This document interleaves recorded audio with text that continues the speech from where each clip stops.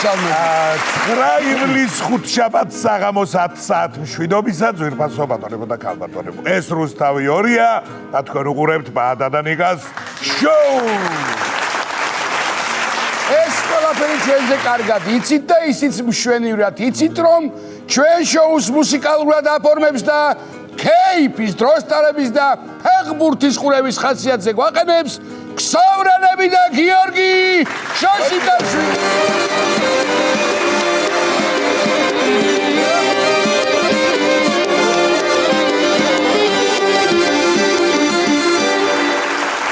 სანამ საფეხბურთო ამბების მიმოხილვაზე გადავიდოდეთ, მანამდე მოკლედ მიმოვიხილავთ ფეხბურთის მსოფლიო ჩემპიონატის ამბებს. თან შევეცდებით ცოტა სხვა ამბებიც შეურიოთ. პირინიკასკენ მიქნია და ბრაზილიის ნაკრებმა ნორვეგიასთან წააგო და მიყვა გერმანიას უცბად რო არ გააგრძელა. 2 გოლი ჰალანდმა გაიტანა და ახლა ბრაზილიელ ბავშვებს გუდიანი კაცის ნაცვლად ჰალანდის აშლი. მეგრია, რას ვიზამ? ამ ეტაპზე სტატისტიკა ასეთია. კი ბატონო, ბრაზილიამ წააგო ნორვეგიასთან და ტოვებს ამერიკას. პორტუგალიამ წააგო ესპანეთთან და ტოვებს ამერიკას. ამერიკამ წააგო ბელგიასთან და საწავით და საშეწვრენ კაცმარიც. კი ეგრე. ინგლისი მეოთხედფინალში გავიდა, ნორვეგია მეოთხედფინალში გავიდა, მაროკო მეოთხედფინალში გავიდა, არგენტინა მეოთხედფინალში გავიდა, ხოლო ბრაზილიის ნაკრები აეროპორტის უსაფრთხოების კონტროლის მეტალოდეტექტორში გავიდა. ერთი თქვი კიდე. გეყოფა. ამდენი სხვადასხვის მე არ დამიცინია რა შენთვის. გერმანია რო მთელი მონოლოგი ქონდა მაგაზე აწყობილი. არა ბიჭო, ჩამამწარე წინა გადაცემა, გან არ მახსოვს, მაგრამ კაი. დაგინდობ, ჩვენ ვიყოთ კარგად. რონალდო ამ სოფლიოზეც ისევ ტიტულის გარეშე დარჩა. დამკარი. ოქროს ბურთს არ დავეძებ, ოქროს ხვირსახოცი მაინც მიეცით კაც, ცრემლები რომ მოიწევს. მოკლედ არ გაახარა ესპანეთმა პორტუგალია რა. ესპანეთის გუნდის ლიდერი 18 წლის ლამინ იამალია. მე კიდევ იამალის ასაკში რო ვიყავი, იმას მეკითხებოდნენ რო გაიზდები, რა გინდა, რო გამოყვიდე, კვაჭ. მე რასაც ვუყურებ, ერთადერთი ვინც იამალს დაიჭერს, იმ სკოლის დარაჟია, სადაც სწავლობს. მივადეკით უკვე მეოთხედფინალებს და თამაშები უფრო და უფრო საინტერესო გახდა. კი ბატონო. თუმცა არც მანამდე აკლდა ინტრიგა დამეთანხმებით ალბათ. მოკლედ ძალიან კარგი მსოფლიოა. მაგრამ რომ დამთავრდება, ნევროლოგთან უნდა მივიდე ძილის მოსაწესრიგებლად. მარტო ნევროლოგი ვერ გვიშველის ჩვენ, ჩემო ნიკოლას. ფსიქიატრის ჩარევაც იქნება საჭირო. შენ ნევროლოგებს მასე ნუყურებ. აგერ ნევროლოგების კვლევაა, რომ 40 წამით ენას თუ გამოყოფ და ისე ისუნთქებთ, ეს კორტიზოლს უფრო სწრაფად გამოგზავნის ორგანიზმიდან, ვიდრე მედიკამენტები და სუნთქვითი ვარჯიშებიო. ბოდიში მაგრამ კორტიზოლი რა არის? ჰორმონია.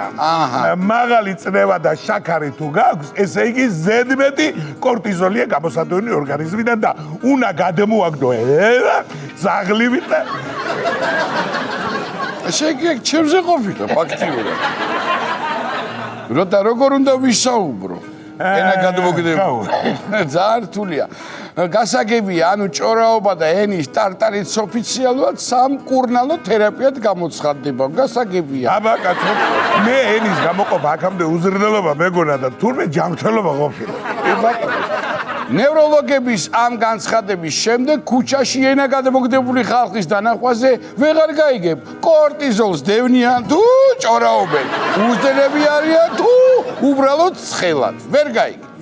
ახლა უზრდელები ამოიჩემებენ ამ კვლევას და მე იტყვიან შუათითის ჩვენება ყოფილა თურმე სახსრებისთვის მისწრებოდა.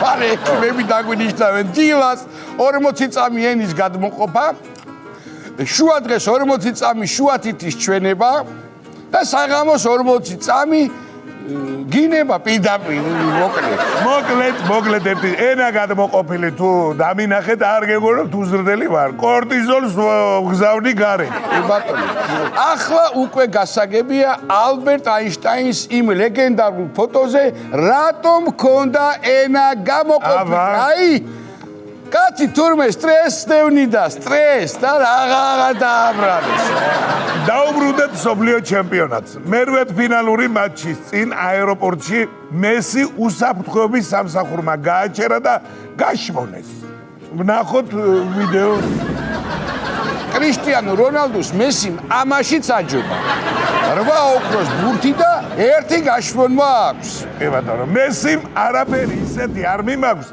არ გატყუებთო მებაჟემა არ გჯერა ძმაო შენ სტადიონზე 11 კაცს ატყუება ჩვენ რას გვიზამ ამუალაგები ინტერესზე ჩართა ამუალაგა ბაჟე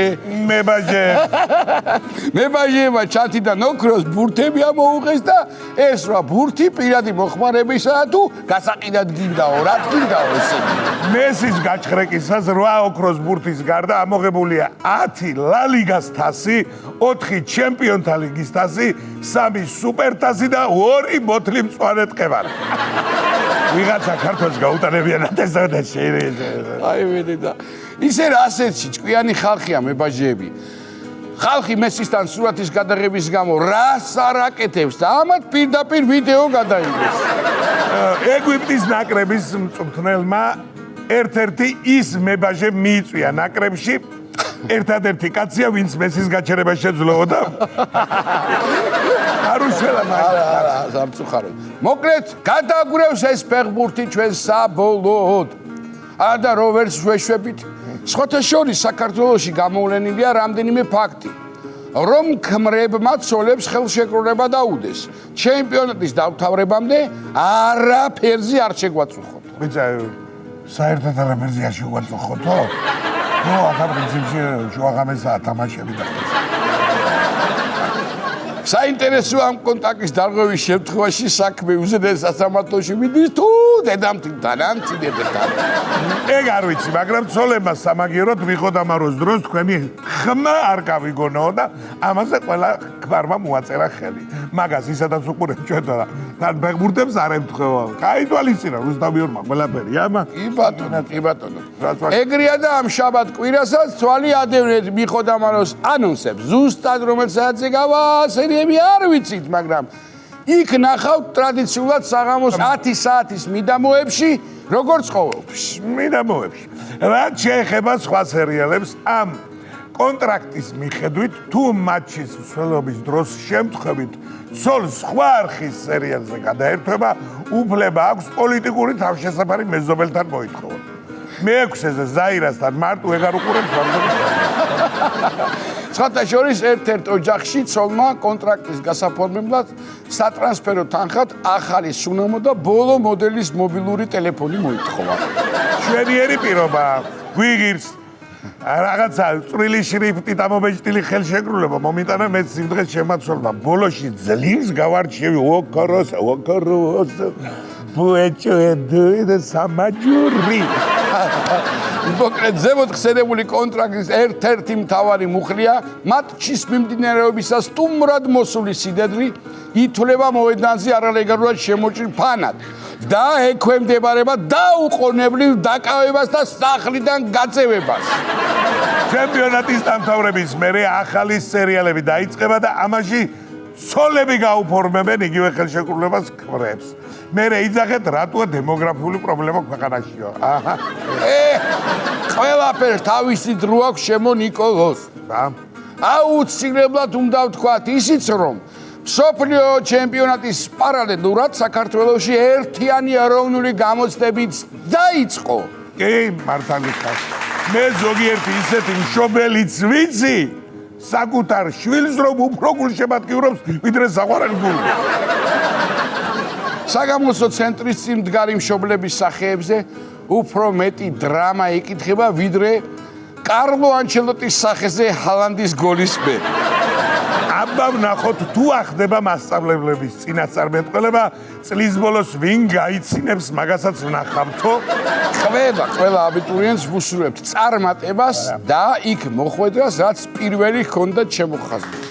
ისე რა უნდა გამოცხადოთ ჩაბარებას მაგალითად ისტორიაში დილდგორის ბრძოლა რო 1021 წელს მოხდა ასპინძის 1770 წელს და ლაშა გიორგი 1213 წლიდან 1222-მდე მეფობდა ყველა უნდა იცოდეს ეს რა ვქნა მეტი კარნახო და შეიწერე რომ ამშტარები ხარ